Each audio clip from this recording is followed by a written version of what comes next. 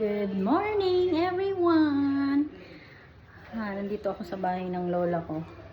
Akit tayo sa second floor. Ito yung receiving area.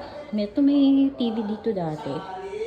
Tapos may mga sofa dito. Tapos andito yung phone. Dito ako naglalaba dati sa balcony. Saan? Dito kami nagsasampay. Ito yung master's bedroom. Kwarto nila lola.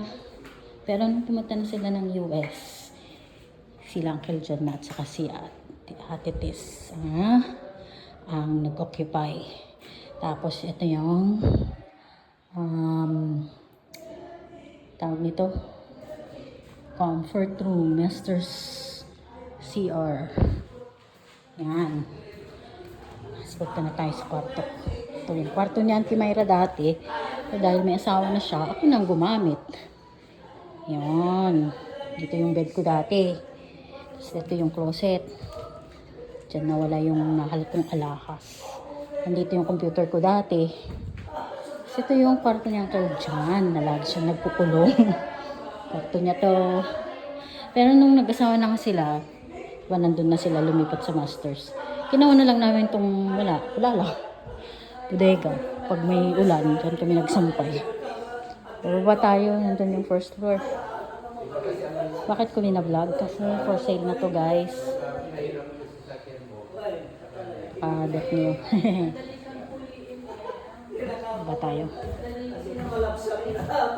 Amoy din ang sakit. Hi everyone. Di ba may mga sira na?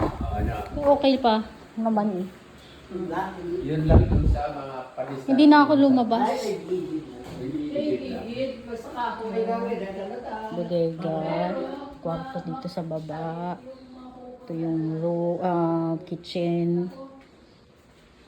Ito yung dirty kitchen. Dirty kitchen. Yan, may CR dito.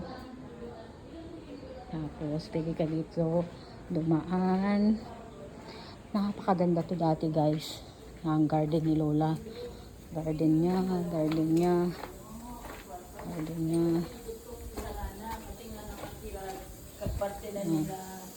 dami dito binibenta. Ayun, for sale na rin yung nasa tapat namin.